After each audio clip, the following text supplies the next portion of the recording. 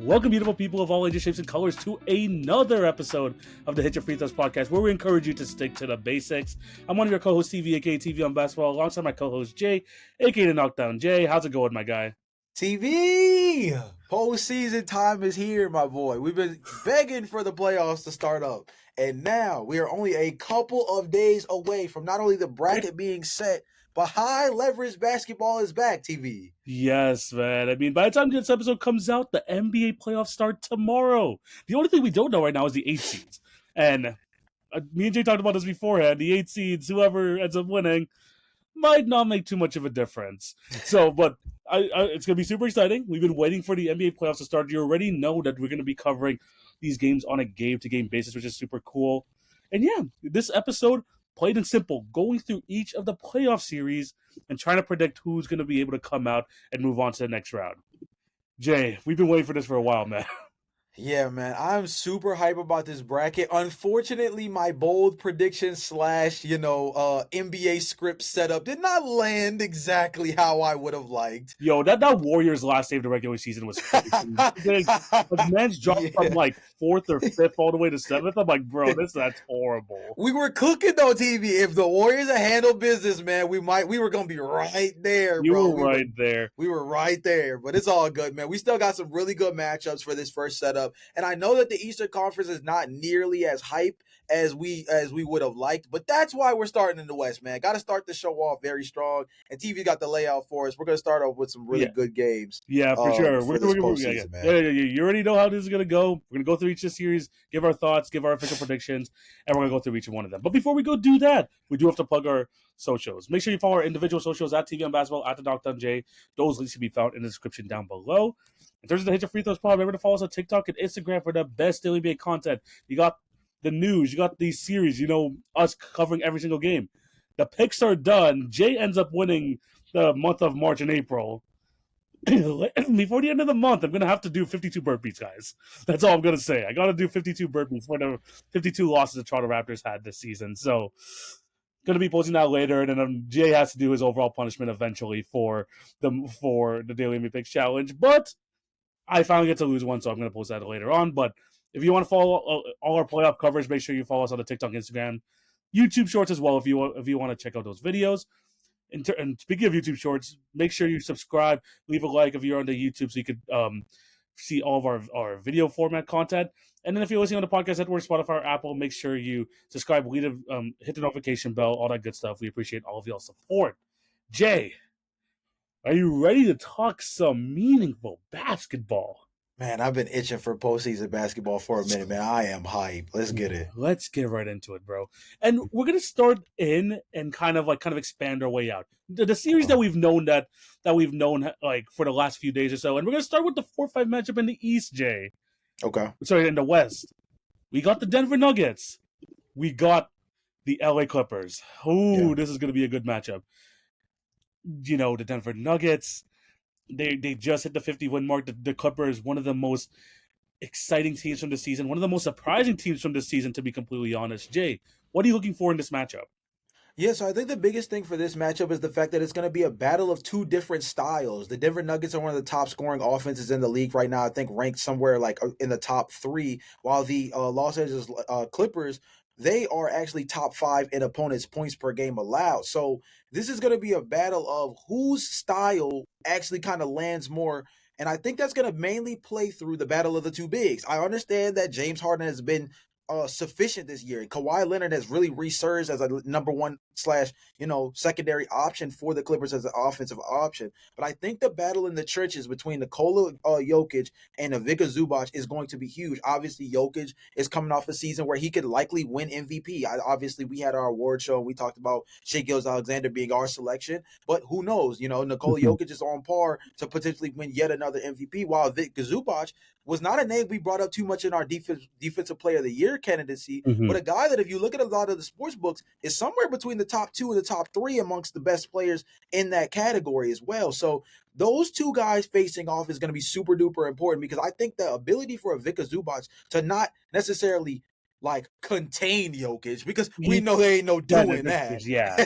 right? But his ability to compete with Jokic and make things difficult for him on the defensive end, and also, of course, make him work on the offensive end as well, puts the Clippers in a real position where then they're able to exploit the lack of ability they've been able to get from guys like Jamal Murray on a consistent basis, Yeah. or Michael Porter Jr. from a three-point shooting perspective, right? And now by shutting the water off for those other guys through making Nikola Jokic feel like he has to do everything, you now put the Nuggets in a very disorganized set of circumstances, which when you pair that with the fact that they don't have their former championship winning head coach, makes this series very difficult for them. I'm worried for the Nuggets, and I'm not going to pick them to lose, but I'm going to pick them to sweat. We'll talk about that a little bit later on, though. It's going to be opposite, bro. This is going to be close.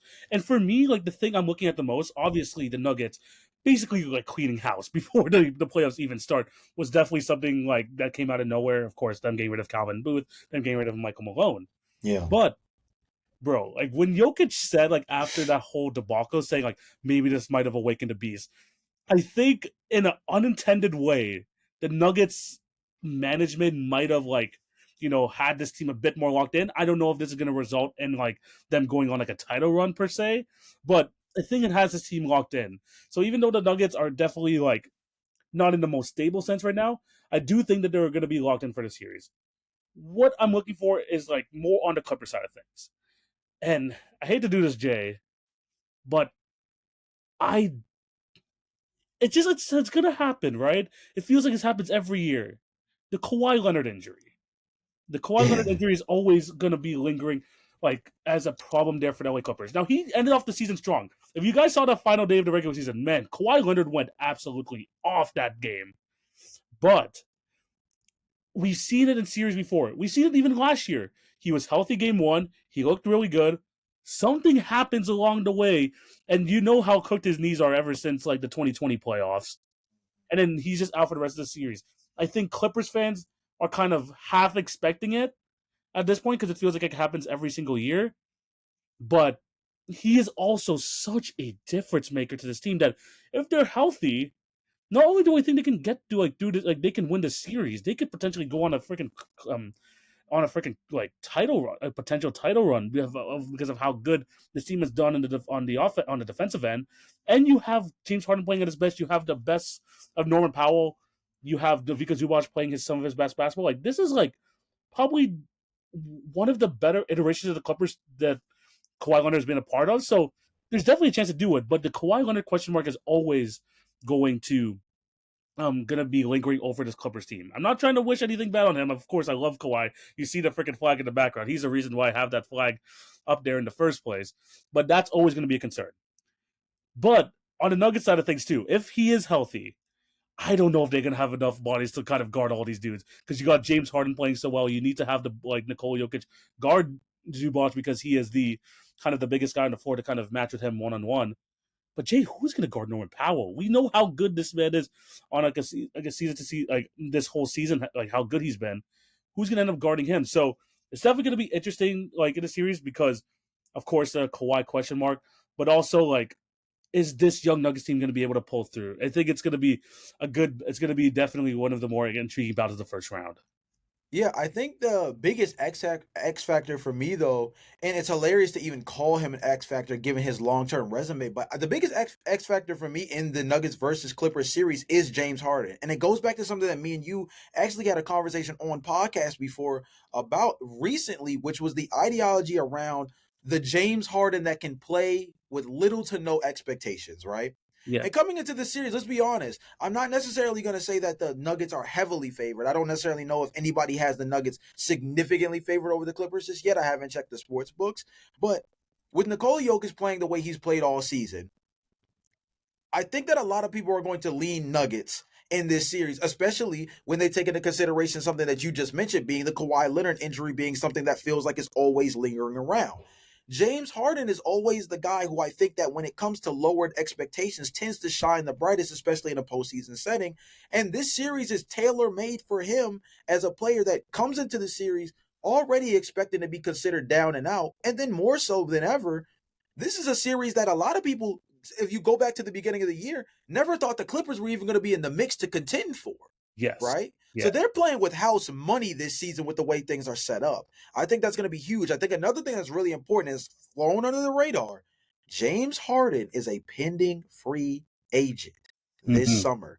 You are not just playing for the Clippers' advancement in the postseason. You are playing for the opportunity of your very last Big bag. call, yes. I'll give you a perfect example of somebody who understands what a short window looks like. Playoff Jimmy Butler showed up the other day when we Yes. saw that play in tournament game. And of course, Jimmy Butler has already gotten his 2-year extension with the Golden State Warriors. He's locked down with them at least semi long term to line up Mhm. with Steph and Draymond's final Yes. years. But he understands that the window is very, very short, very, very close to closing.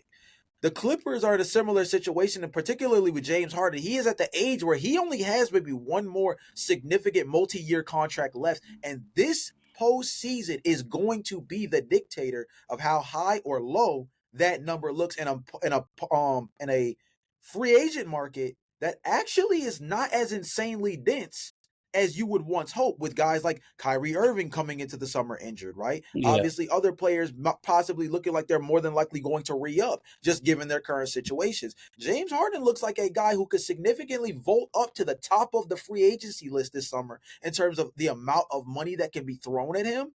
But it's all going to be determined around, at his age, can he perform in postseason play? This is going to be a big postseason for James Harden. The question will be, can he rise to the occasion? I mean, he's done basically all the work to get here. Like, he's had an All-Star level season. We talked about an All-NBA. He has a good chance to make All-NBA teams as well. So, like, Mm-hmm. it's just, I have it down here. The playoff demons of James Harden. Are they finally going to, because it's a completely different scenario than, like, what he's used to, like, compared to the Rockets. Even when he's, like, been on the 76ers or the Clippers last year, there's a lot more hefty expectations. Like you Right. mentioned, like, the Clippers are on a completely different kind of mindset going into the series, which I think is like going to be a lot more beneficial for James Harden as well.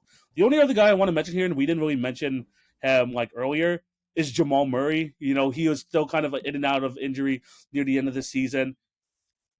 The Nuggets will have a better chance of winning this series comfortably if we get playoff Jamal Murray. Top 5 guy. We could see that he could be a top 5 guy in the NBA when it comes to the playoffs, when it comes to these high pressure situations. We see what he does to the basically when we see what he does to the Lakers every single year.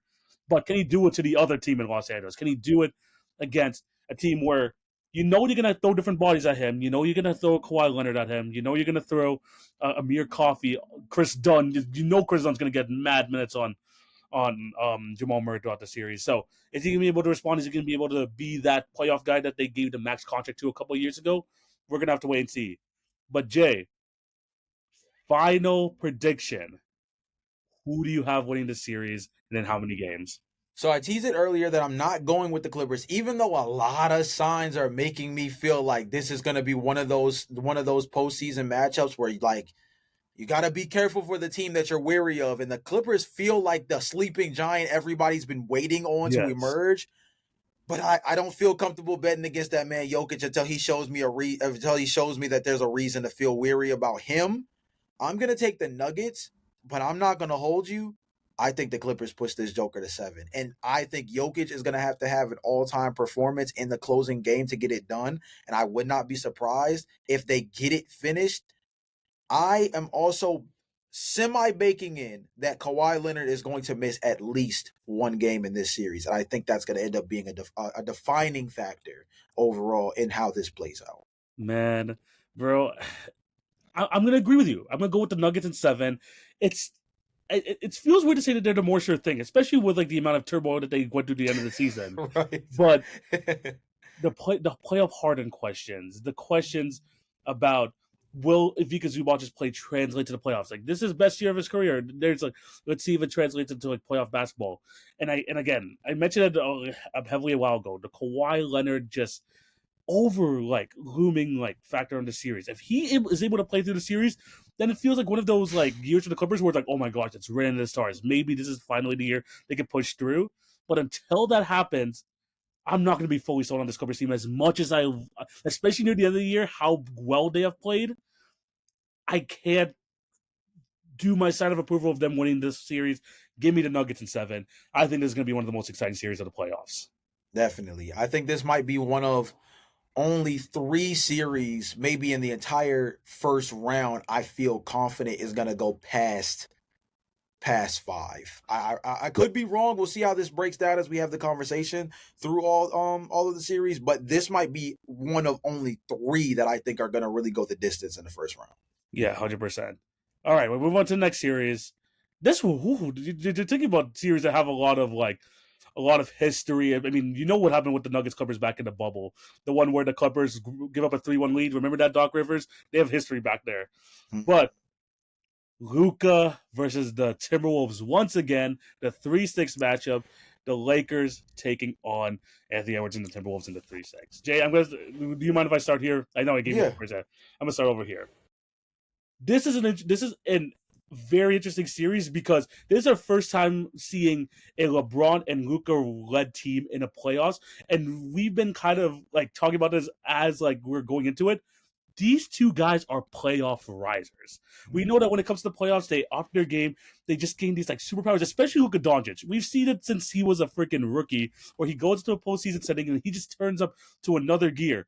The Timberwolves noticed from last year. They were favored against the Dallas Mavericks in that conference final series, and then Luka started toying with Rudy Gobert. They got tired in the conference finals, and the Mavs were able to pull it out. We know how good he could play. We know how good LeBron could play. But this Timberwolves team has come on strong as of late.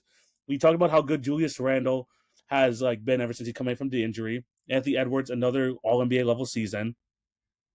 It's going to be a tough matchup because especially with the bigs coming from both sides, Rudy Gobert versus Jackson Hayes, like will the Timberwolves? One of the biggest things I'm going to be looking for is like what type of lineups can the Timberwolves put out there, and will the Lakers force the issue and have like do what the Clippers did back in the day and force Rudy Gobert onto the perimeter.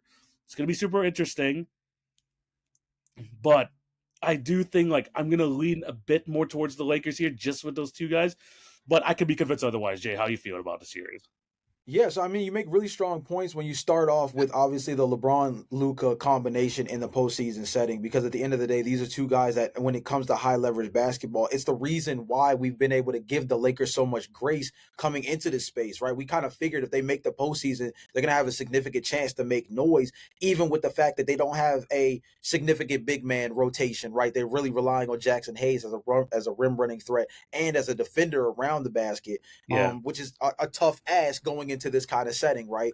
Or the fact that, yes, you have a lot of pressure that you can get from Austin Reeves as a tertiary scorer, but you do kind of get into a situation of almost playing hero ball a little bit between those 3 guys, because Yeah. nobody else has been able to effectively create their own shot throughout the season. And you don't have a lot of high volume 3 point shooters around the Lakers' main 3 to kind of help space the floor in a real way, right? So there's Mm. a lot of big question marks that go around the talent of those 2 main guys that's going to be answered. I think Austin Reeves is going to answer the bell. So that's probably the Laker I'm the least worried about.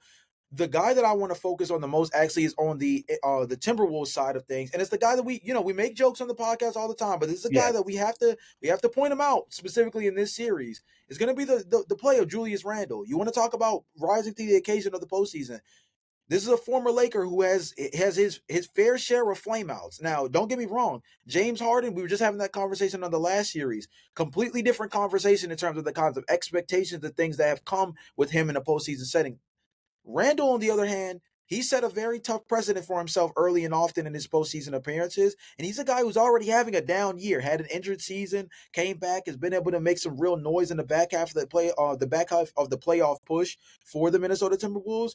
But he's gonna have to be a guy that becomes a secondary shot creator for this team next to Anthony Edwards. We saw that was very important from Karl Anthony Towns on their run to the Western Conference Finals just a season ago. It's going to be very, very important that Julius Randle show up on that offensive side, because we know that the Timberwolves defense is going to be there. They have quietly been a top 5 defense all season long, despite the fact that none of their players outside of maybe Rudy Gobert has gotten any real, all defensive hype. Yeah. This is a team that's been solid on that side of the ball all season long quietly. I don't fear that they're not going to be able to rise to the occasion in terms of being able to guard at a high level. My fear is, how are they going to score efficiently in a half court setting with Anthony Edwards being their primary option and not having a consistent go to number 2?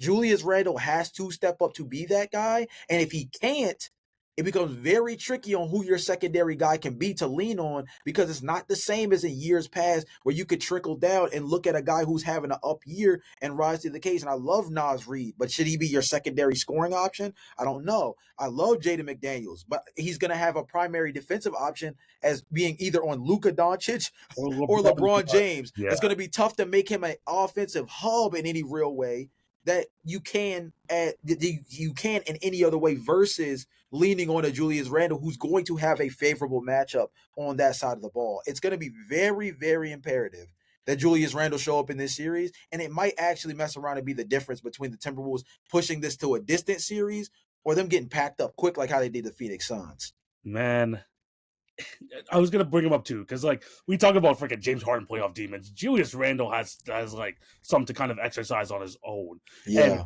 like James Harden, he also is on a freaking like on an expiring contract too. No, like he has like he is due for a big contract after this. So if he wants to be kind of like paid like a second or third best guy on the team, he's gonna need to show out here. And what I'm worried about with this Timberwolves team is that will the Lakers get the ball out of Anthony Edwards' hands and be like, Julius Randle, we know what you want to do. We know you want to go into your little dribble package. You know they want to take like because like the Lakers are going to put on like Rui Hachimura on him, Jackson Hayes potentially on him, and Julius Randle are going to.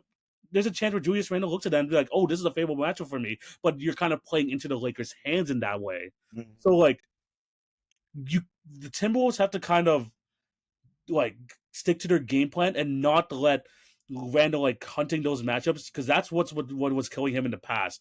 Is like kind of stick to your game plan and kind of make sure that like Anthony Edwards is the main guy, but Julius Randle kind of continues to be that connecting piece, like he has been at the end of the season. To be completely honest, he's been doing a lot better as being that connecting piece. If he can stay in that role, that would be good. But it's again something where it's like I have to see it first on the court before I truly believe it because like I have these kind of visions when like they give the series like man. There's going to be times where like you're going to see like 4 or 5 post-ups in the quarter with him like kind of trying to like back down Rui Hachimura, and it's just going to like work like what 2 out of the 5 times. That's not what you want the Timberwolves team to be doing. Yeah, I think an underrated factor within this series too is one that's always never going to be discussed enough, which is the coaching element, specifically for the Lakers. This is one of those series where you could fall in love with the idea of just let the guys cook, right? LeBron James, Luka Doncic, Austin Reeves, all playing at a really high level right now, being put in a position where they see a Rui Hachimura shooting the 3-ball relatively well going into the playoffs. You get Vando back, which is going to be huge for their perimeter defense. Yes. I would not be surprised if Vando even starts a good portion of this series, either as a small ball 5 or definitely gets a primary matchup on a guy like an Anthony Edwards, or shoot, if he gets the primary option on a guy like Julius Randle and JJ just says, hey, go shut the water off on buddy. If we got to lose, we're going to lose through Anthony Edwards or we're going to lose through guys like Nickeil Alexander-Walker and others spraying from beyond the arc, right? But otherwise, let's go ahead and shut the water off of Julius and take him out of the series. That's going to be a really big element. I think the biggest thing for JJ is going to be not falling in love with the idea of letting these guys cook simply because of the name value. It's going to be very important to be able to make these adjustments on the fly. We've seen this with Tyronn Lue in the past. He's always had the name value, but it's one of those things where sometimes early in the series, saw it multiple times with the Clippers, you almost kind of let the guys cook too much and you cook yourself down into a 2-1 deficit, a 3-1 deficit, because you're kind of just letting the series happen in front of you and waiting until dire segments of the series to feel like you need to make a real adjustment. I think that the Lakers are far away the better team in this matchup, and I think it's not going to be as much of a sweat. But I do believe that if this series does get interesting, where the Lakers are up 2-1 going to a situation where they have to kind of close things out, and then things get tied at 2-2, it can't be a panic. It can't be a panic response. It has to be, let's step into this proper and understand that we have the kind of veteran leadership that says we can make the proper adjustments in order to be able to attack this roster properly. I think that the Lakers are in a really good opportunity right now to not only win this series, but I think make an early and often statement that the Western Conference is going to have to respect them in this championship race, because a lot of us thought that when they picked up Luka Doncic, that was a for the down the line. This could be a series that, especially with the way they stamp it down, could prove that they're here right now. It could go further than just where they finished off in the Western Conference standings.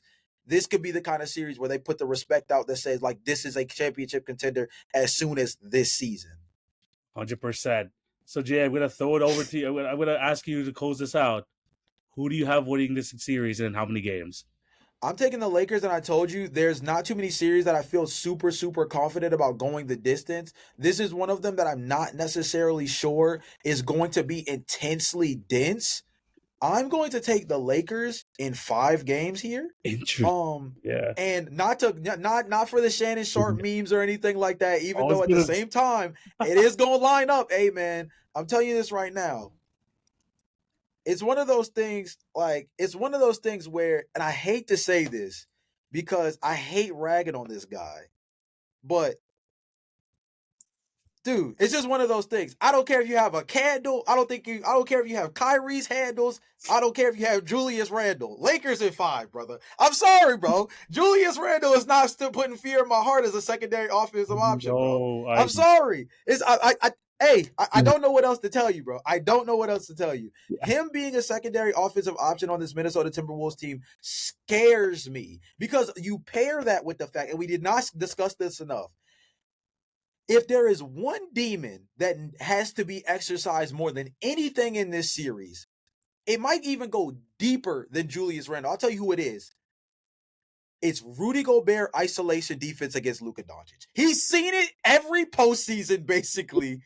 Dating back to Utah. Will he break the curse? I don't know. Dating back to Utah, the biggest nightmare vision you could see in basketball terms is Luka Doncic, Rudy Gobert isolation basketball.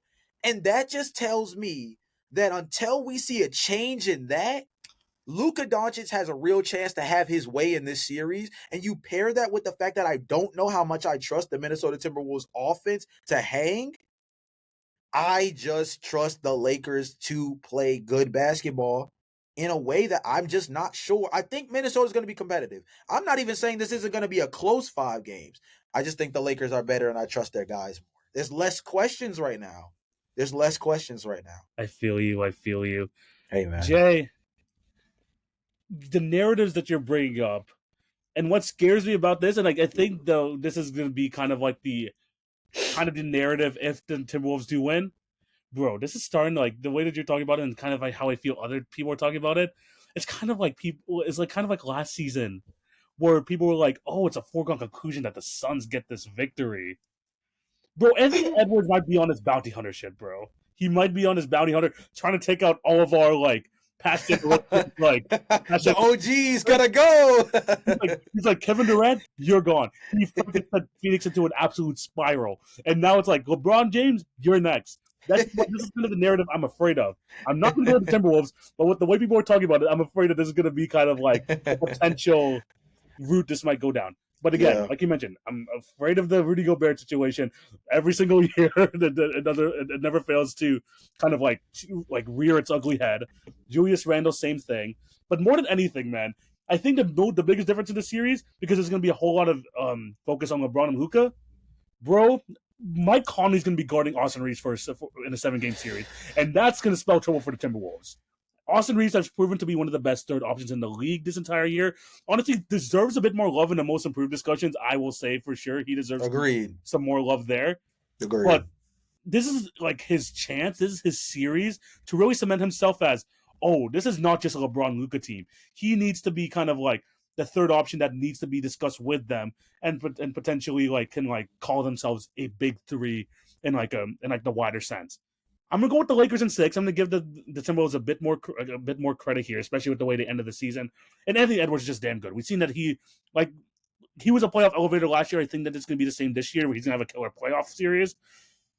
I don't think they're gonna win, but I think that we're gonna see a breakout series in the playoffs for Austin Reeves, and that's gonna really be kind of the narrative coming out of the series when the Lakers do win. It's like, man, Luka and LeBron are going to be super important, especially when you go deeper into the playoffs. But when you get Austin Reeves averaging 23, 5, and 6 in this type of series, then that's going to make this Lakers team even more dangerous. Yeah, Lakers are just in a really good situation right now. I think that you make a really good point about the bounty hunter aspect of Anthony Edwards, and that's one of those things you got to put some respect on his name. I just think it's going to be really interesting given the amount of bodies I think you can trust to throw at Ant Edwards for the Lakers because, I mean, they have a lot of real opportunity here. Rui Hachimura can guard at a high level on there. I said it beforehand. I would not be surprised if Vando got some real burn. Yeah. Let's not even talk about the fact that one of the most underrated pickups of the trade deadline was getting Dorian Finney-Smith, who's probably going to get real burn. He's going to really guard Anthony Edwards for like 90% of the series. Yeah, so I mean, you have to think about that. That's a situation where if you have a Dorian Finney-Smith or a Vando that can switch off between either Anthony Edwards or you have the chance to put the other one on Julius Randle, I mean, you're really shutting the water off there at that point. Anthony Edwards is still going to get his. I worry about Julius Randle significantly, but those are your two offensive options right there. After that, things get really murky. It would be totally different if you could trust Rudy Gobert as much more of an offensive threat, especially because his matchup is Jackson Hayes. Not to be disrespectful, but yes, he has a favorable matchup offensively. The worry is that you obviously cannot play through Rudy, so you can't maximize that advantage.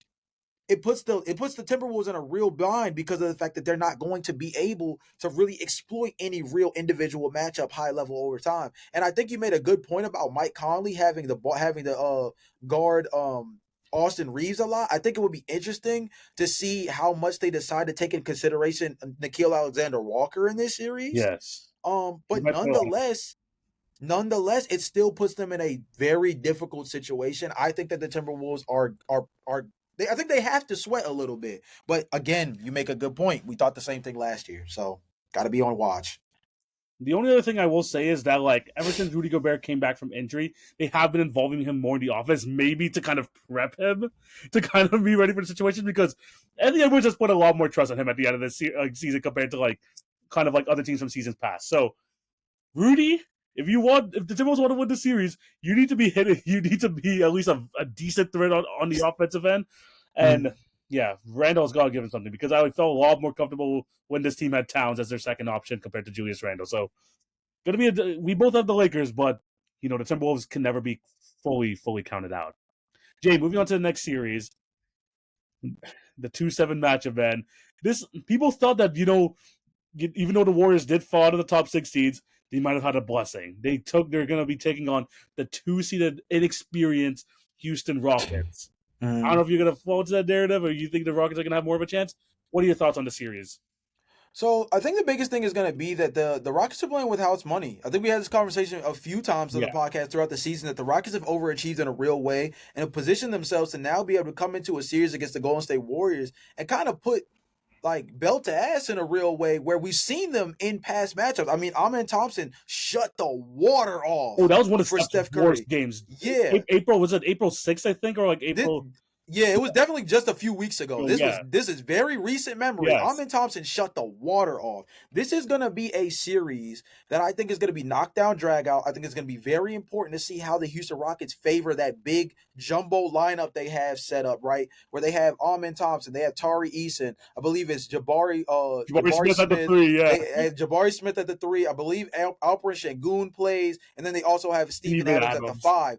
This is one of the best, if not, I believe, if I'm not mistaken, this is one of, if not the best offensive rebounding team of all time this season. I might be mistaken on the actual stat, but they are easily one of the best offensive rebounding teams in the league this season for certain.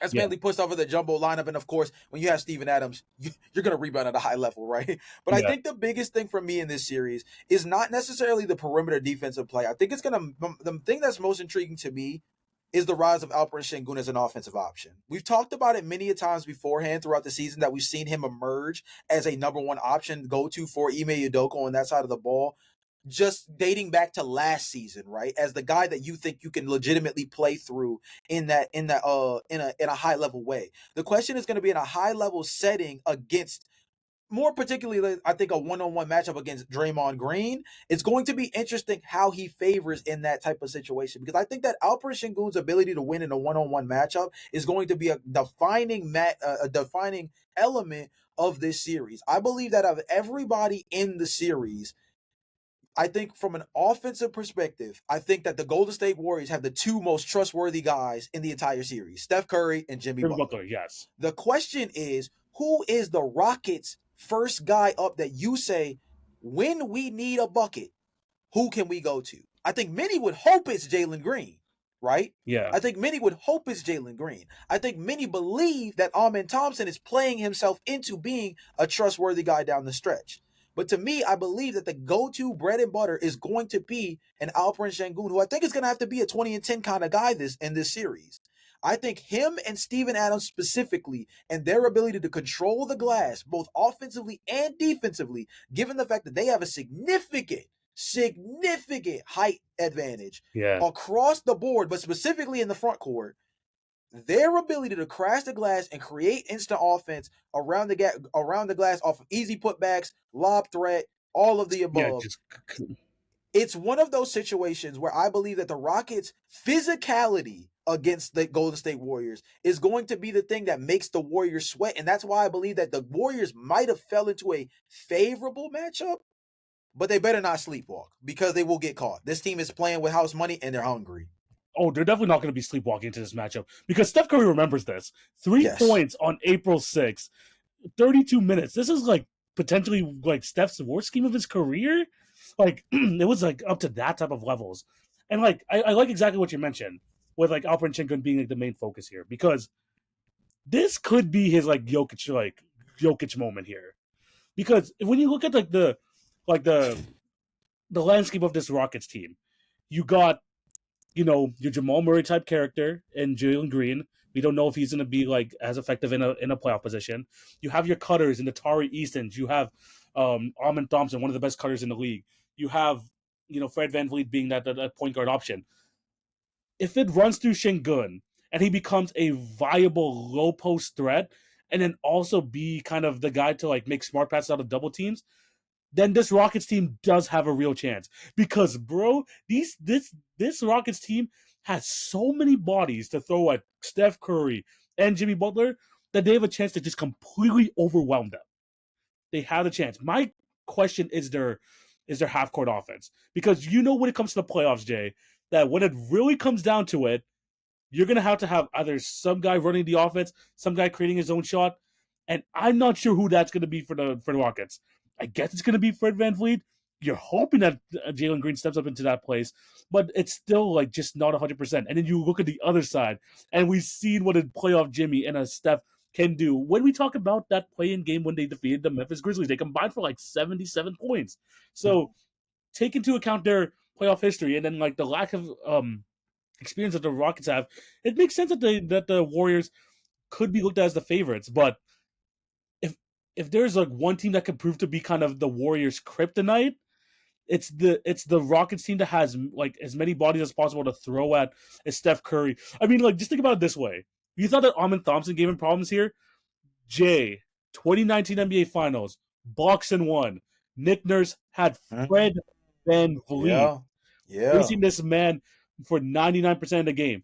Now, did Steph Curry still cook? Yes, but he knows what it takes to kind of slow Steph Curry down in these situations. This is like the perfect, vet move that the Rockets have here, and have the guy that has faced Steph Curry in the finals on their side. So it's not a wash. I do think this is going to be a very close series, but it is relying on the fact that Alperen Sengun is that reliable hub that we say he could be, and that he has been this season long. We just need to translate into the playoffs. I think the biggest thing for me, and I think the element that's going to make it where I believe this series is going to go a lot further than most would believe, is I think the two words that favor the Rockets in this situation, if they play to their potential, the two words that play to their favor is physicality and transition. If they're able to maximize physicality around the basket, this is offensive rebounding, defensive rebounding, shot blocking from guys like Steven Adams, shot blocking from guys like Amen Thompson. This is specifically about protecting the paint, I believe. I understand Golden State Warriors, Buddy Hield, Steph Curry, right? Brandon Podziemski, like you have 3-point shooters. I understand that. But I'm talking about protecting the paint. That's specifically because if you remember, dating back to before the Jimmy Butler era began, the Golden State Warriors struggled with getting to the free throw line. That is Jimmy Butler's bread and butter that has helped change elements around the Golden State Warriors in his short tenure so far, is that they've been getting to the line much more consistently. Protecting the paint, controlling the offensive and defensive glass, and winning in transition. Those three things are going to be what give the Houston Rockets their best chance to win this series. I'm not picking them to win, but I think that those are three things that they specialize in that also play to their favor, specifically in a series against Golden State, where I think they have a significant matchup advantage.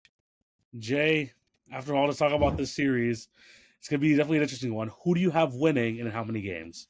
I'm taking the Golden State Warriors, and this is one of my 3 series I mentioned that I believe is going the distance. I'm taking Golden State in 7 games on the road, having to get it done in a hostile Houston Rockets environment. But I just trust Steph Curry and I trust Jimmy Butler too much to not believe that against a youthful Rockets team that they're going to be able to show up in the bright lights. But I also understand that Ime Udoka has seen Steph Curry. He's Yeah. seen him before, up close and personal.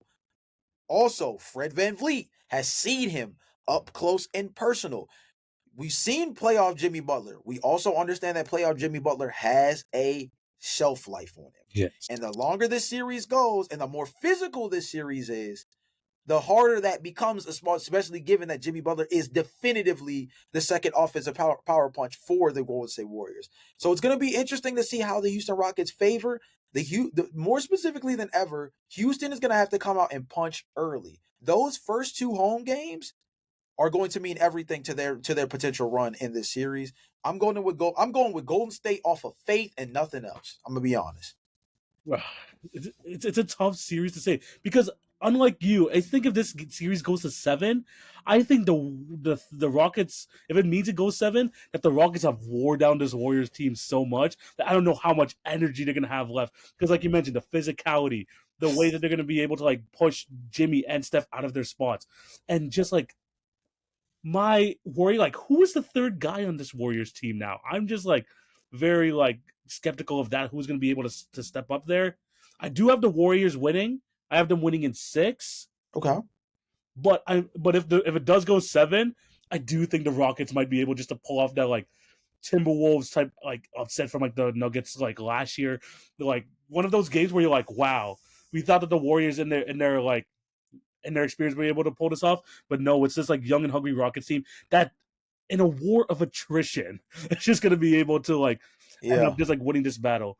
Because I mean that 5-man lineup you mentioned earlier, like how is that supposed to work? But they've been able to optimize a lineup where you have Amin Thompson at the point guard, Eason, Jabari Smith, Steven Adams, and Alperen Sengun, and make it one of the most effective lineups in all of basketball.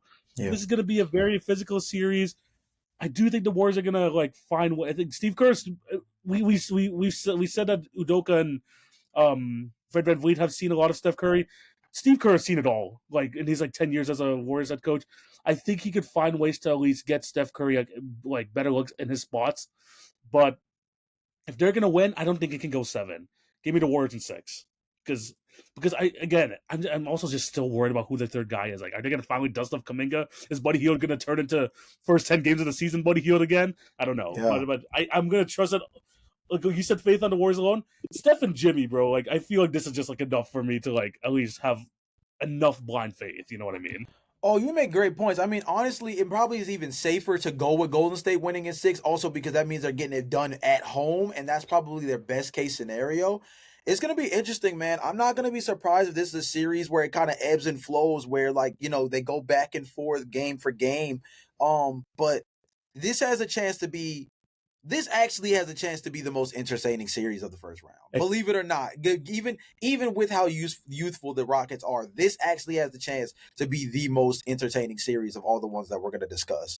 This is like gives me like very similar vibes. So when they faced the Kings 2 years ago, when they have like that, I was thinking the exact same thing. Yep. Yeah, but it's just one of those things where you don't think too much of it in the beginning, and then the Kings come out and they remind you like why they're the 2 seed, and you're like, oh crap, man. Like wait a minute, bro, wait a minute. Yeah, but I think if it does go 7, I think the Rockets just might have it in them. Who knows? But I think again, me and Jay both have the Warriors winning, but the Rockets, man, don't sleep. That's all I'm saying. Yeah. Final series of the Western Conference first round, though. We have the Thunder, the number 1 seeded Thunder, taking on either the Dallas Mavericks or the Memphis Grizzlies. And Jay, I'm going to start off here. I don't care who they face. I think the Thunder are winning in 5. I think that maybe if they face the Dallas Mavericks, there might be a game where, the overwhelming length of the Mavericks might be enough, and you might just have like a crazy Anthony Davis type level performance to pull out a win. But the Thunder just have either too much depth or they just like the Mavericks have just no answer for Shai Gilgeous-Alexander because I feel like there's like no like good one-on-one matchup where you just trust a guy just to kind of defend Shai Gilgeous-Alexander one-on-one. Then when you talk about the Grizzlies side of things, same thing. You don't have the defensive guy to like deal with Shai Gilgeous-Alexander, but I think the Grizzlies' offense is good enough where they're going to be able to pull out a game, especially with the way that Ja Morant has been playing near the end of the season. The ankle is an issue. I do understand that potentially going into the series, but I do think they can pull out a win. But the Thunder team has shown us that they're able to cater to multiple type of playing styles. They have Shai Gilgeous-Alexander, who is arguably has put himself in talks of best player in the league. I mean, it's still Nikola Jokic, but he's definitely up there. The other guys have gone enough time with this unit where you trust them to kind of take over in certain spots. So whether they face the Mavs or the Grizzlies, I don't think it's going to be a long series. Give me the Thunder in 5 either way. Yeah, I agree with you. Thunder in 5 either way, and it's just because of the versatility that they have. I think the biggest thing when you look at either matchup is if they go up against the Dallas Mavericks, for example. They lost that series against the Dallas Mavericks because last season because of insane 3-point shooting volume from PJ Washington, right, and hitting at a high level, and the insane individual heroics of Kyrie Irving. They do not have an on-ball presence offensively to even be 80% of Kyrie Irving on this team right now, right? Mm-hmm. And then I would also say that from a versatility standpoint, when you talk about the big man position, the Oklahoma City Thunder have the depth to compete with an Anthony Davis, Derek Lively, Daniel Gafford by bringing out a Chet Holmgren, having an Isaiah Hartenstein, having Jalen Williams off the bench, having Kenrich Williams off the bench as well, right? They have that depth. And then from a perimeter-centric perspective, if you look at the Memphis Grizzlies, Desmond Bane has been on an absolute heater for the last couple of weeks, has been playing really well. But the Oklahoma City Thunder have multiple perimeter defenders to be able to put on that side, whether it's Shai himself, Jalen Williams. Caruso is still been dust off Caruso and just pull him out just to be able to guard at a high level. You obviously look at the situations that they have. So they're geared for either matchup in a real way. And especially if they get a version of Memphis where they get a hobbled Ja Morant, it only makes the series less interesting. And I think with the Mavericks, I just don't think they have enough offensive firepower because I don't think you can get consistent 3-point shooting from Klay Thompson night in and night out. He had a game of games for himself in the play-in tournament game. Anthony Davis, if we're gonna pencil in that we fear that Kawhi Leonard's gonna miss at least one game of the series, then I gotta put you in that book too, buddy. I gotta slice you in there as a guy that I gotta worry about missing a game as well. And I think that only further decreases their chances. So when you go down the list, either series looks like the Oklahoma City Thunder are just built to beat down. And that's why I'm going to take them in 5. Like you said, it's going to be hard to see a sweep just because I think both teams are just too competitive for that. Yeah. But Oklahoma City is just they are built a very specific way that despite the fact that they play one style, they are versatile enough to catch any team. Bro, I mean, like, the one thing I want to mention before we move on, like, past the series, I really think they brought in Isaiah Hartenstein after seeing how bad, like, the Mavericks bigs kind of, like, killed them on the lobs. I agree. Like, they had that for that specific reason. And now that we're here and you don't have Luka or Kyrie throwing these lobs, I think it's going to be more, like, attuned to the fact where you're not going to get these lob opportunities like you did, like, last year. Because if you remember, like, I remember there was, like, even like possessions in a row where you would have a Daniel Gafford, a Derek Lively just continuously catch lobs over Chet Holmgren. Backdooring for like half a game, it felt like. Even just a simple pick and roll where you just go pick and just throw it up there and they're just athletic enough to get it. The Isaiah Hartenstein addition, especially in that matchup, like, is gonna like kind of like nullify whatever like big issues I think that they're gonna have there. And then for the Grizzlies, like I mentioned, it's just like they haven't looked good at the end of this year. Ja Morant is coming in with an injury, and if you want to like rely on Desmond Bane, who has been very good, especially like this last playing game and throughout the end of the season, the Thunder have like 4 or 5 different bodies they can throw at him. So these teams will get a game, I think, but I think the Thunder are going to show here. Yeah, no, we're legitimately like here, and we're going to be a championship contender, and they're going to kind of put their foot down like right away. Completely agree. Gonna be a good, entertaining series one way or another. I think it's gonna be a fun 5-gamer, especially if it's like the Grizzlies. I think it's gonna be a fun 5-game series. So it's definitely something you should definitely still like go out and watch.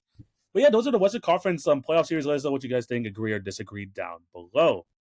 Moving on to the East, and same thing we did for the West. We're going to start in and we're going to expand out, starting off with the never-ending rivalry over the past 2 years. It feels like 4-5 matchup: Pacers versus Bucks. Now, I don't know what your prediction is, but before this episode, they announced that Damian Lillard is off blood clot thinners, and he is looking to make a return in this series. I don't know when that is, but Damian Lillard is pending and coming back for this Bucks playoff run. Jay, what are your thoughts on the series?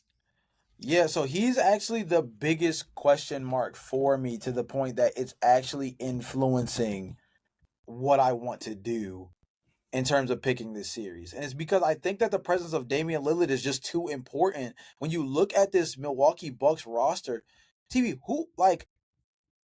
do we know who definitively their second best player is if Damian Lillard is misses like more than 1 or 2 games? I mean, like Brook Lopez, I guess. But it's still not feeling. As you can tell by my reaction, not filling me with confidence. More. Yeah, and I think that's my point. I think the thing that's hurting me is that this might be a series where, like, I've seen this on thumbnails across YouTube a lot previewing this series, but it might be like Giannis has to go do it himself. And I just really wonder, with the Indiana Pacers play style as one of the, better transition basketball teams in the league, and we've seen in a previous postseason that their ability to play up tempo does translate to the postseason. I know everybody preaches physicality, talks about, the idea of the game slowing down. No, Indiana proved to us just 2 seasons ago that, or just last year, that they can play up tempo and it doesn't change their circumstances, right? They can play at high pace. They can play with Tyrese Halliburton being open, playing heavy in the open floor, and this team can thrive that way. Yeah, and get to the Eastern Conference Finals, for God dang sake, right? Yeah. So I think this is one of those situations where if you're simply saying that it's going to be Giannis or bust for the Milwaukee Bucks, I think I'm taking the Pacers. I'm going to let you talk, but I think that's where my mind is going, dog. I'm not going to lie. Damian Lillard is really influencing my pick here. Because once I saw a couple days ago, he said he's going to miss game 1, I'm like, oh, it's going to be one of those things where it's going to be like, oh, we're going to go on a game-to-game basis until we get updates. But no, literally like 2-3 hours before this episode dropped, they're like, he's off the blood thinners. He's ready to participate in basketball activities. And that means I'm like, okay, where does that place him in this series? Is he going to come back game 2? Probably not. But game 3, game 4, for the Bucks' sake, I'm going to say game 3. I'm going into this like prediction thinking that Damian Lillard is going to come back in game 3. Okay. If the Bucks get this series 1-1, I think the Bucks might be able to pull it through, because Damian Lillard, and we talked about this last year, like in the series, like Giannis, like Damian Lillard was their number 1 guy because Giannis missed like most of the series, right? I think so. So having both these guys on the court really changes the dynamic of their offense, because now you have the guy who's dominating inside, and then Damian Lillard, who the Pacers have no true guy to guard him one-on-one. Like, who are you going to put on him? Obi Toppin? Lillard too quick. TJ McConnell? Lillard too fast. So him being on this court, and hopefully for game 3, really opens up the floor for the rest of his team. Because not only is he coming back, they just got back Bobby Portis from that 25-game suspension. Brook Lopez is having a solid season. And even though I don't think Kyle Kuzma is going to be a great offensive option, this is where he's going to be important in the series. Jay, when we talked about this when the trade happened, will we see 2020 defensive Kyle Kuzma? Oh, God. It's a playoff atmosphere. He has not been in a playoff atmosphere since that 2020 season. This is a chance to prove himself, and for his future contracts, his future place in this league. Can you be a contributor to a winning basketball team? This is where he's gonna make his money, because they're gonna have Bobby Portis be like the number 3. I think Bobby Portis is gonna be the number 3 scoring option. I think that's like the safe bet here. But if Lillard comes back, he's gonna be number 2. Giannis number 1.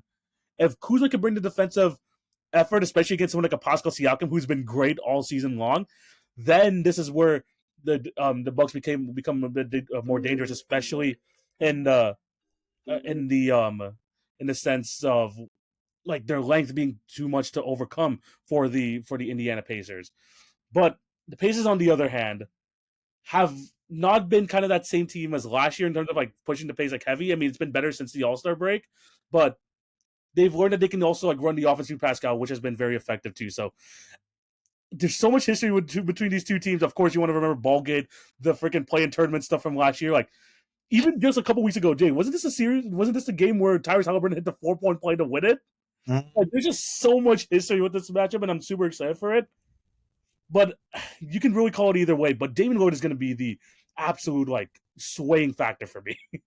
Yeah, Dame Lillard is obviously the big question mark. I think the other big question mark too, dating back to that run for the Indiana Pacers last year, is can Andrew Nembhard reemerge as that player we saw from last postseason, where people were thinking, does this guy need to be a starting point guard on a different team?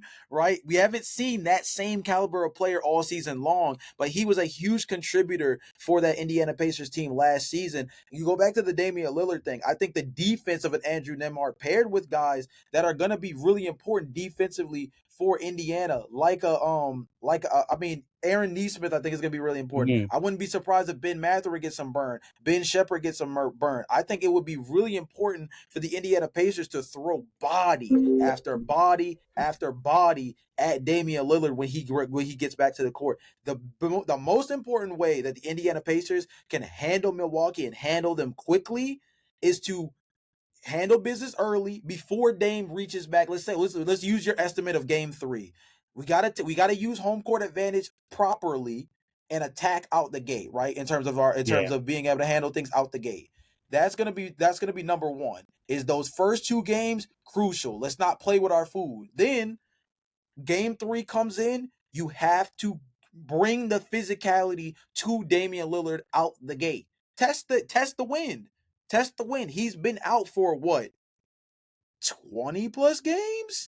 At this point, like actually, I think it's more like 15. Yeah, to 15 or so. Around 15 or so? Okay, so but still, it's a transition between regular season basketball and postseason basketball. Damian Lillard obviously knows that being off the floor for that long and then just reappearing in a postseason setting is tough. It's going to be a tough thing. Then you go up against a high leverage Indiana Pacers team that loves to play a transition, which is going to make you have to get back on defense consistently. Mhm. Then pair that with giving you 3 and 4 different defensive looks between Ben Shepherd and between guys like Ben Mathurin, between guys like Aaron Nesmith, between guys like a Andrew Nembhard. Those 2 things being the transition and the defense from the versatility that they have on the wing against a Damian Lillard make things difficult.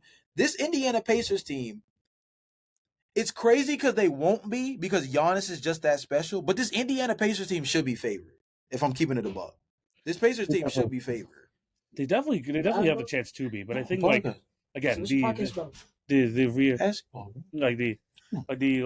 the stuff about like just the stuff around like with Damian Lillard is gonna really turn the series around. But yeah, I'm gonna quickly throw it back to you. Who do you have winning the series and how many games? So I have the Pacers winning the series, and I'm gonna take them in 6 games here, get it done at the crib. I'm not gonna lie to you, like I don't know how to feel about Milwaukee. Yeah. The Damian Lillard injury thing is just one of those where, like, what do you expect him to look like when he comes back? And then on top of that, I think that the Pacers have a favorable style against against a Milwaukee Bucks team that we've said it a million times, even dating back to last season. Where the athletes at? Like, this is not an athletic ball club, and by no means are they going to be able to keep up with the Indiana Pacers if they're able to thrive in transition. Pascal Siakam is one of the best in transition forwards in the league. Obviously, Giannis is as well, but they don't play nearly with the same kind of pace that the Pacers play with. Tyrese Halliburton is going to always be kind of an interesting question mark because he has the game where he shoots 21 times and looks like he's on an absolute heater, and then he has the games where he seems absolutely passive. It only takes 7 shots. That's going to be another question mark by itself. But I think if you have a fully engaged Tyrese Halliburton, you have a Pascal Siakam who's been playing at a really high level over the last couple of months and arguably could have been an all-star this season as well. And then you also put in the fact that Miles Turner has quietly been one of the better stretch bigs this season. This team has a real chance to take Milwaukee out. And honestly, 6 games might be too much, but I think it's just because Giannis is too special. That you make some good points. I'm gonna to go the other way. I think this is the first series we're gonna actually differ. Give me the Bucks in 7. And my thing about this series is My worry if Tyrese Halliburton could either be the number, because I think for them to win, Tyrese Halliburton needs to either be the number 1 or 2 best player in the series, like for the Indiana Pacers. We've seen like last year, like we've seen even even like in the playoffs last year and most of this year, like there's like 2 different Halliburtons you get. You have the aggressive scoring Halliburton, which is the one where you can get like a 30 and 15 sort of game from him, which is like absolutely insane. Or you can get like the 9 shot Halliburton, who only like finishes like 16 points, maybe like gets a lot more assists, but it just isn't like he doesn't have his imprint on the game. We've seen him had like some playoff struggles, especially from last year. Pascal Siakam, dating back to his days with the Raptors, has had his playoff struggles too. So there's like a two like their 2 main guys do have their questions come postseason time. And if there's one thing I know for sure, and no matter how much you want to try, you're not going to stop him. Giannis is going to be there every single night and give you 30 and 10. That's what he does, and this is what he does in the regular season. He has proven that he can do this in the playoffs. And with the Pacers not having a true guy to kind of just like trust and like put him on him for 48 minutes or like on in a 7 game series, I think if you get just enough from the other guys, and I think Bobby Portis is going to play an absolutely big role in this series for the Milwaukee Bucks. If you can get just enough from the other guys, and Giannis continues to have MVP level numbers, you got to like. I know he wasn't talked about in MVP discussions because he really like compared to Jokic and SGA, he like maybe wasn't on that level. But this is one of Giannis's best seasons ever, and it's completely going under the radar. So I think that with the way that Giannis has been playing, and the fact that he is still shown that he can be like an absolute game changer on both sides on the court, I'm gonna give the edge to the Milwaukee Bucks, even though the Pacers won last year. But this is also due to the fact I expect Dame to be back and still be in that mix for like being like a top 2, 3 player in the series. So give me the Bucks, give me them in 7. I'm not mad at it. This is I pick them in 6 as a quote unquote distant series, but I'm not gonna lie. This could be a series that ends in 5 in either team's favor. That's why I didn't name them as like one of the 3 series I mentioned that would go the distance. Is because this feels like a series that could be really volatile, all based off of Yes, Damian Lillard's health and when he comes back. 100%. And I completely agree with that. Come on, Kuz, you got to get some sort of we got to get something out of you. They traded you for a reason. Give something for them. Next series, though, we're going to move on to is the 3-6 matchup here. We have the New York Knicks, the number 3 seeded New York Knicks, taking on the up and coming Detroit Pistons. Their first time in the playoffs in a while. Jay, I'm going to throw it over to you. Your thoughts on the series? Physicality. That's Yeah. going to be the name of the series. I know it sounds hilarious to use the word physicality when talking about two of the 90s most notorious teams facing off against each You're other, telling right? me. Yeah. But I think it actually means a lot in 2 different ways. For the New York Knicks, I think they've lost the physicality they've had over the last 2 seasons. I don't think they played with the same kind of physical fervor that they had against the Cleveland Cavaliers when they punched them in the mouth and Jerry Allen said the lights were too bright, right? I also don't believe that they're the kind of team that I saw last year compete at a high level against the Philadelphia 76ers and give us one of the greatest series of like the 2020s, right? Like I don't think or maybe even like overall like one of the most competitive early round series we've ever seen, right? I don't know if they're that same kind of special team from a physicality standpoint that we've seen over the last 2 years. I think the opposite end of the spectrum can be said for the Detroit Pistons. The Detroit Pistons look like one of the more physical teams this season. Play with a lot of competitive edge. Obviously, you know that you use names like Beef Stew, talking about Isaiah Stewart. You use guys like Sora Thompson as like the poster children for quote unquote physical play for the Detroit Pistons. But I think overall, it's just the fact that they play really well in transition. They play together. They play hard. Jalen Duren has improved significantly both as a rim protector and as an offensive threat around the basket. Cade Cunningham has these guys playing at a high level, has had an all NBA caliber season this year. Obviously, we've talked about what Malik Beasley has brought to the table this year. Tim Hardaway Jr., Tobias Harris, those 3 as shooters has really opened up the Mm. offense for them, right?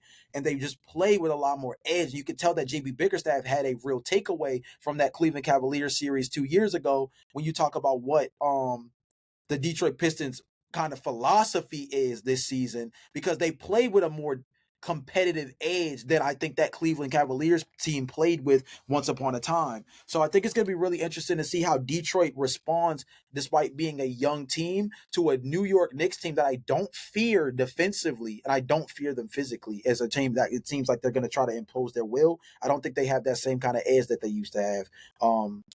even dating back to last season.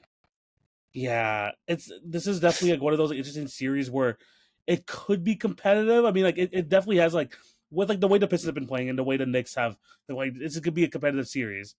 But I think what could really like turn this series around, especially into the Knicks' favor, is if Tibbs throws out this strategy of just throwing the house at Cade Cunningham and just making the others beat you. Because it's not like they have Jaden Ivey still. He's still out with injury. He's probably not going to be part of the series, let's be honest. But do you trust the rest of the Pistons like supporting cast if Cade can get himself going? Because Tobias Harris, a known playoff performer, right, Jay? A known playoff performer, Tobias Harris. Malik Beasley, will his like 3-point shooting will translate to the playoffs? It didn't for the Milwaukee Bucks. He was pretty dang awful in that series last year. That's why the Bucks were able to get rid of him.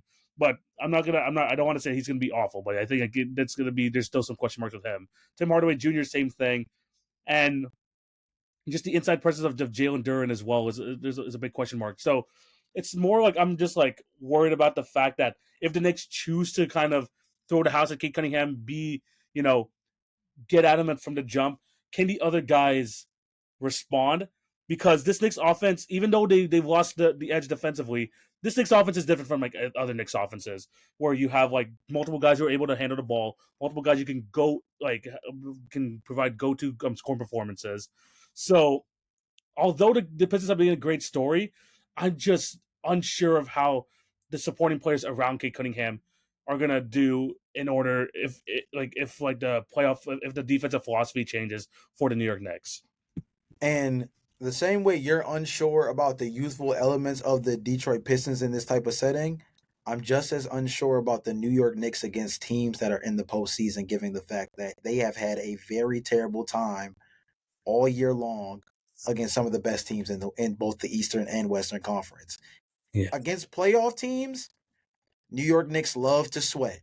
Against some of the bottom tier teams in both the East and the West, that's where they feasted this year. And that's going to lead into where my pick actually is. I'm not going to lie to you. To quote Stephen A. Smith when he talks about the Cowboys, it seems like when it comes to the New York Knicks, what can go wrong seems to always go wrong. And so I'm going to take the New York Knicks to win this series. But it's not going to be a whole lot of bing bong going on. They're going to make Knicks fans sweat. I'm going to pick this to be my third series that I believe out of all of the ones that we're speaking on, all 8. I believe that this is going to be my third out of the 8 series that I take to go 7 games. I think Knicks win in 7. Oh, that's a good choice. It's a good choice. I do have the Knicks winning, but I do have the Knicks winning in 6. I have a lot more question marks about the Detroit Pistons team, and for me, with this extended layoff, which is this is why you want to be a top 6 seed in the playoffs, because you get that freaking like what 5 days rest leading into the playoffs, and which is great because Jalen Brunson is just coming off an injury. He did not look great to end the season, and you have like these guys like Mitchell Robinson who has been like missing a lot of the season with injury. Just get them rested and get them ready for the playoffs. We know what Jalen Brunson can do in the playoffs. Jay, I talked about it in the podcast so much last year, how much of a fan I was of Jalen Brunson's playoff performances. And if we can get that version of him, this Knicks team on the offensive end is like up there with some of the best teams in terms of like the offensive firepower, especially with the way that Mikal Bridges has been coming on at the end of the season. OG Anunoby's off like increased offensive output. It's been great. If we can get that, then this series could go 5. But I think with a change of defensive philosophy, trying to get the ball out of Kate Cunningham's hands, I just don't trust the Detroit Pistons at this stage. Maybe like in like a year or 2 from now, but at this stage, I don't trust them to be able to take advantage of, especially like when Kate Cunningham is going to be like the focus on the defensive end. I think the Knicks do end up winning in 6. I'm going to give the Pistons a bit more leeway though. That's fair. I mean, the youth of the Pistons is going to be interesting, paired with the fact that, like you mentioned, guys like Tobias Harris have to show us, right? But I do also think at the same time, the Knicks have not given us any proof that against quality teams that they're a real threat this year. And the fact that they have kind of priced up a little bit in terms of their physicality, I think a team like Detroit is going to be instructed by a JB Bickerstaff who needs to have learned from that series against them 2 seasons ago that, like, hey, yo, we got to punch them in the mouth early because this is a team that does not hold back. If the Knicks even remotely channel any of what we saw over the last 2 seasons in terms of their physicality, this is a team that can pack up just about anybody. The 100%. my fear is that I don't know if they have that anymore. And if they don't, a team like Detroit, who's hungry enough to come out and swing, might be the team you don't want to run into in round one. 100%. And the one last thing before we move on to the next series, look, if Karl-Anthony Towns can like be like a consistent playoff performer, be like that 25-12 guy like he has been for most of this season, then this could like really like open the series like wide open. Yeah, this could really do that. And then like there's obviously some concerns there, especially with the fouls. I know we didn't like mention this with the Grizzlies, with the Jaren Jackson Jr. I feel like we talk about this every year. But if Karl-Anthony Towns can stay on the court, then that could be also a huge plus for the Knicks. So hopefully, like the fouls is not going to be much of an issue in this series. Jay, moving on to the next series, 2-7 matchup. We have the Boston Celtics, the defending champions, taking on the 7th-seeded Orlando Magic. And Jay, I'm going to take over here because my bold prediction when we did our 100th episode was that the Orlando Magic were going to win the 7th seed, and they're going to be the shock series and take the Celtics to 7.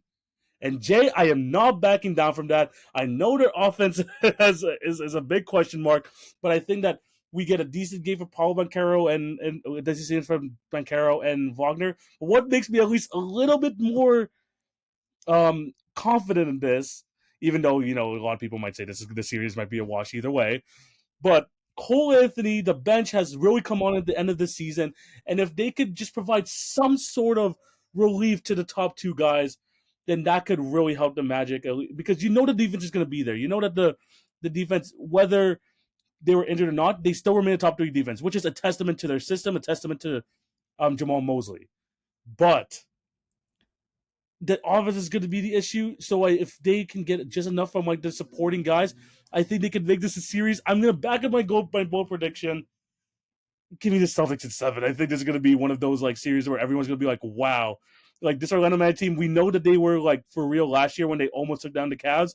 And they're like, okay, this is going to be something where we can take this momentum going into next season. I appreciate the confidence to at least stick with your pick, man. But I ain't gonna lie to you, no Jalen Suggs. And coming into this series, you're coming out of the regular season as arguably the worst 3-point shooting team in NBA history against one of, if not the best 3-point shooting team in NBA history. And you're in a situation where the Celtics they have higher expectations than they even had last season. So teams like the Orlando Magic, who kind of struggled to even pity their way through to the 7th seed, are the kind of teams you're supposed to take out in a heartbeat. I'm taking the Celtics in 5 games here. And it's because I respect Orlando too much, and you know how high I am specifically on Paolo Banchero as an individual scoring talent. But without Jalen Suggs as a perimeter defender, the fact that you have to put so much onus in terms of the interior on guys like Jonathan Isaac and Wendell Carter to play relatively well. The fact that I'm still kind of wishy-washy on Franz Wagner in a postseason setting. We saw it last season against the Cavs. It was a Jalen Suggs game. It was a Franz Wagner game. It was a Paolo Banchero game. It seemed like nobody could – it felt like the collective could never really get hot all at the same time, right? Yeah. And that fear is still there because and now without Jalen Suggs, that's one more option they don't have on the table. You mentioned Cole Anthony and that bench kind of picking up things, but Cole Anthony's had a really, really rough year offensively and in totality as well. So I just look at their inability to create efficient offense. That comes down to Paolo as well.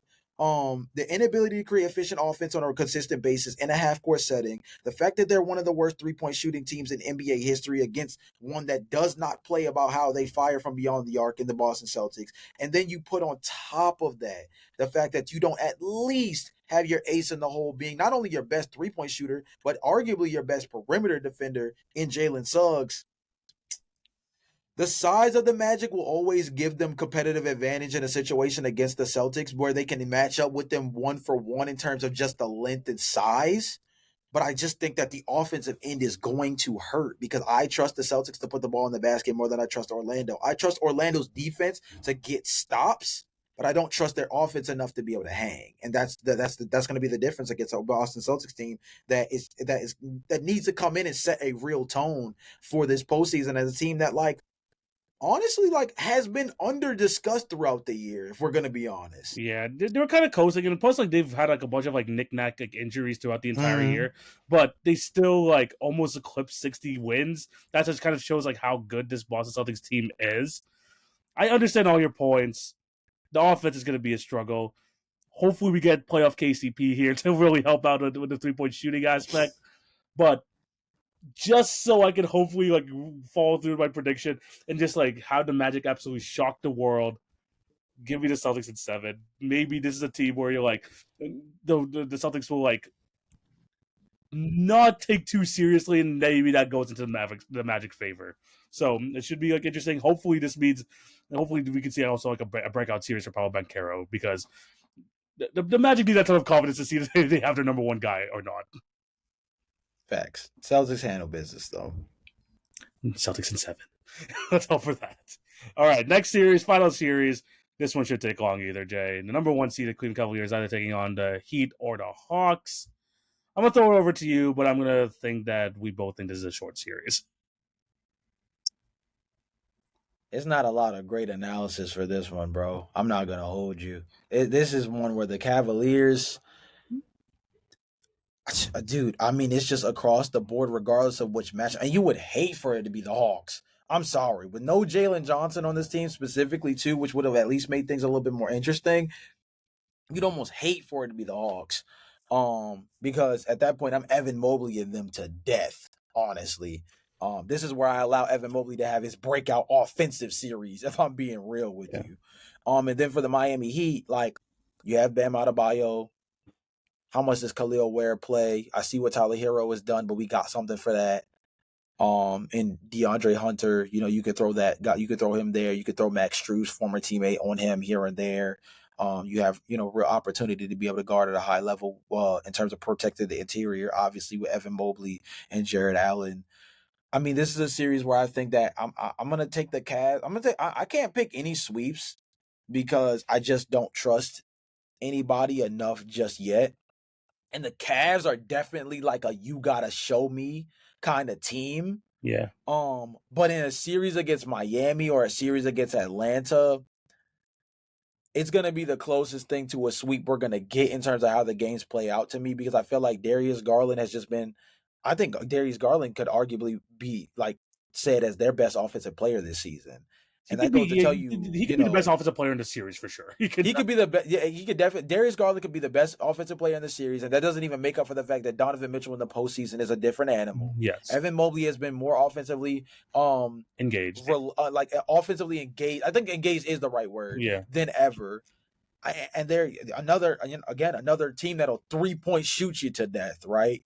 So yeah, I don't like either one of those teams. I'm gonna pick Cleveland, and put it this way: if it's Miami, Cleveland in 5. If it's Atlanta, that'll be my sweep. Then I have the exact same here. I have if it's the Heat. I think based on like Heat culture alone, and the fact that Tyler Hero could just have that one game where you just know that like one like random game, especially with like Bam Adebayo and the rest being locked in defensively, you could see them winning a game.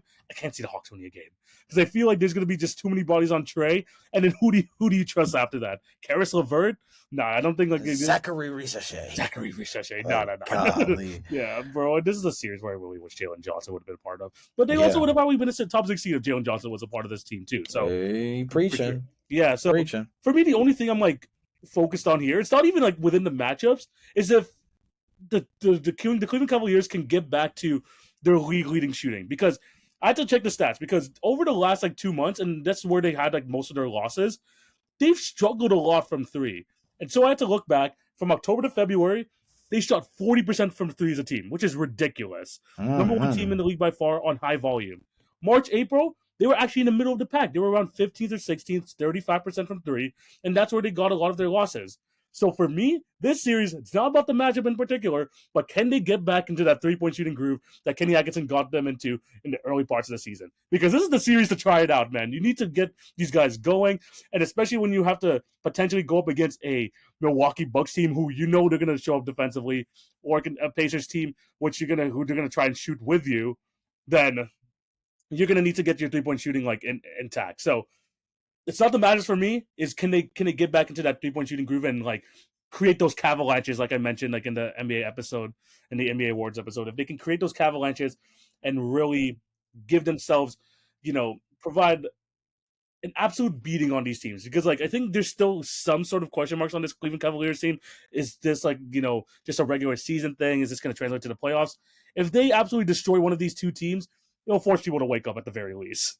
Yeah, the Cavs. I agree with you wholeheartedly. The Cavs are in a situation where it's just, let's get ourselves together. Let's put ourselves in the position to look like the championship caliber team that we are, and let's actually refine ourselves in a real way, because the postseason for us doesn't start with the 1-8 matchup. Yes, 100%. But yeah, those are all of our playoff predictions. Let us know if you agree or disagree down below. Just one quick question, Jay, before we sign out.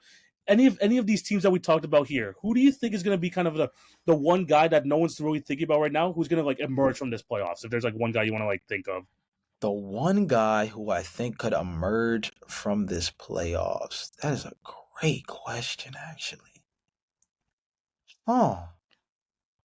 I mean, obviously, I think one of the guys that's going to put themselves on the map is Cade Cunningham, in a way that we kind of saw Paolo Banchero last season Yeah. in that series against the Cleveland Cavaliers. I think deeper than that, though, if we're going to go for like a deep cut, Amen Thompson as a one-on-one defensive option against Stephen Curry is going to tell us not only just how elite of a defender he is, but I think it's also going to give us a really good indication of just how high this ceiling really is. Yeah. A lot of people mention that the 3-point shooting element of Amen Thompson is going to be like a career-defining change for him. But the real question to me is, with the athleticism that he plays with and the ability to handle the ball on the perimeter that he already has, if he can be an elite level lockdown defender, imagine having Amen Thompson as like the peak of his powers version of Ben Simmons, but in year 2. Yes. With the ability to also improve over time and the mentality to actually take the 3-pointers and actually expand his game further as a guy who could potentially step into a more lead ball handling role. If he can be that level of all NBA caliber defender throughout a 7-game series against a guy like Steph Curry, against a guy like Jimmy Butler, that can be a career defining attribute that then can be built on upon, that's going to make him not only a high commodity for the Houston Rockets, but is going to make him a championship caliber player on any team that he ever plays on. 100%. That's definitely a good one. Like, this is basically just Super Deli. This is a chance for it to be like, we talk about how Dellavedova, Fred VanVleet have given like Curry like problems in the past. This is like a souped up, like what is a demigod version of those type of guys, like who is like one of the best athletes of all time in the NBA already. So that's definitely someone to be looking at. For me, the one guy I'm like super interested in, I know he's getting a lot of like love already this season so far, but I think this guy's gonna get like more respect throughout the league. I think Austin Reeves is really going to show out in this series, and like especially because like again, the focus is going to be on LeBron, the focus is going to be on Luka Doncic, but I don't think I think that there's going to be like a chance where Austin Reeves actually becomes like going to stand out player in that series along like dueling off with Anthony Edwards, and I think people are just not going to see it coming because like LeBron and Luka have always been like kind of the faces of the league, or like the face of the Lakers for sure. But I think Austin Reeves is going to like really like prove himself as being as one of like probably one of the more reliable third options in the league. And people who thought that maybe he could be like a future All-Star, like a borderline All-Star type of thing, this is the type of series you can look at like, okay, we could see like what the best version of Austin Reeves looks like, and he deserves to be, and he's going to be like one of those best like value for money type of players. Because if you remember his contract, Jay, this man's making like $12-13 million a year, and if he can give you like All-Star production, even like more than that, which I kind of project in the series, then it could be a lot more interesting. So I'm gonna say Austin Reeves. But yeah, let us know if you have any more X factors down below. But yeah, Jay, end of another fantastic episode. Thank you guys for watching. What do you have to tell these people before we sign out? Postseason basketball, baby. We locked in. Like TV said at the very beginning of the episode, this is going to be where the most coverage from this podcast shows up, especially on the social media platforms. So lock in. We're going to have a couple of different series that should be interesting to kind of keep teams engaged. For those that are favored towards the teams that are not in the postseason, we will have content for you. Don't you worry. And for the people that are completely locked in on postseason basketball, we have a lot of stuff coming for you guys as well. I have an interesting series that I actually want to talk over with TV after the pod that I've kind of been running the numbers on how interesting some things could show up. And that's going to provide another element to everything as well. But just because the NBA Daily Picks Challenge is over does not mean that we're not going to have content for you guys every day beyond obviously the clips from the pod. We're going to try to provide as much unique content as humanly possible. And the postseason is always a fun time to try different things out. And I'm hoping that this is a really fun postseason. Hopefully not nearly as, if at all, as injury riddled as last year was. Hopefully. Because we have some really special series that have a chance to go the distance and also be really entertaining if everybody can be at least relatively healthy.